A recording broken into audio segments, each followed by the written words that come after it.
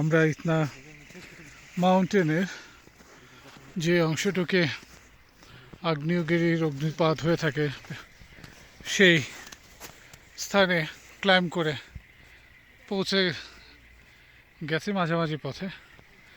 তো অনেক, আপনারা দেখতে পাচ্ছেন, প্রায় 2500 মিটার ওই দূরে নিচে সিসিলি শহর ও ভূমধ্যসাগর দেখা যাচ্ছে। আমরা মেঘের উপরে, অনেকটা পর্বত জয় করার মতন।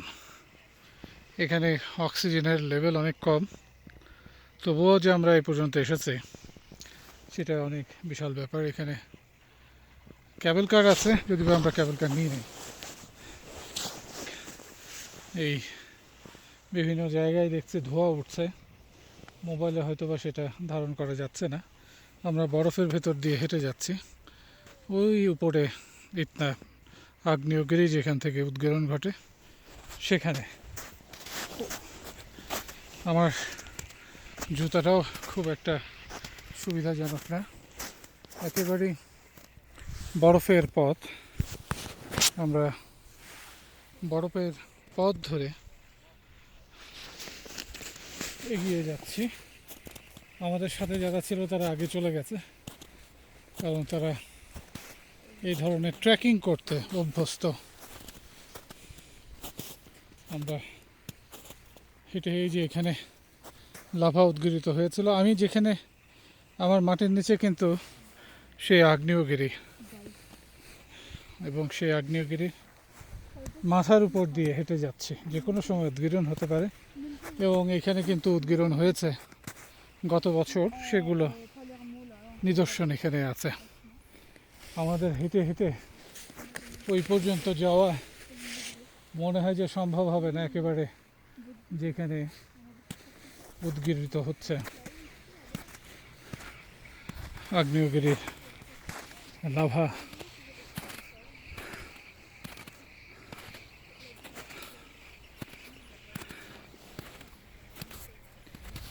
এখানে অনেক ছোট ছোট আগ্নেয়গিরির পজিশনগুলো আছে, যেমন ওই পেছনে একটা পজিশন, দূরে দেখা যাচ্ছে আর একটা পজিশন, সেটিও রয়েছে। আচ্ছা, ওইখানে ওরা গেল কিভাবে? ওইটা একটা পজিশন, এটা একটা, উপরে একটা, তিনটা পজিশন। ওই পাশ থেকে গেছে, অসুবিধা নেই।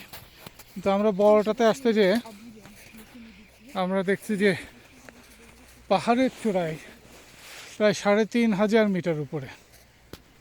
এটা খুব, আমার জন্য তো বটেই, যারা প্রস্তুতিহীনভাবে আসে তাদের জন্য এই বরফের পথ ধরে ধরে উপরে যাওয়া একটা কঠিন কাজ। আপনারা চিন্তা করে দেখেন যে হিমালয়ে সেই বরফের পথ ধরে কিভাবে মানুষ উপরে মাউন্ট এভারেস্টে উঠে যায়। আমরা চেষ্টা ত্রুটি রাখিনি, তবে আমার মনে হয় যে আমরা মাঝামাঝি চলে এসেছি। ওইখানে যেতে একটা সতর্কতা আছে। সতর্কতা হচ্ছিল যে ওইখানে গাইড ছাড়া প্রবেশ করতে দেওয়া হয় না, কারণ এখানে উদ্গীরণ হচ্ছে। হেলমেট থেকে শুরু করে একটা বিশেষ পোশাক পরতে হয়। পোশাকটা হচ্ছিল যাতে করে কোনো প্রকার উদ্গীরণ বা তাপ যদি বেশি হয়, সেই তাপের কারণে যাতে কারো ক্ষতিগ্রস্ত না হয়। তো সেই কারণে আমাদের সঙ্গী সাথীরা সামনে চলে গেছে। আমাদের সেই পরিমাণ এনার্জি নেই বলে মনে হচ্ছে। তো আমরা ইতনা আগ্নেয়গিরি পাদদেশে দাঁড়িয়ে, ঠিক ওই মুখে গেলে কিন্তু সেই লাভা দেখা যেত বা দেখা যাবে।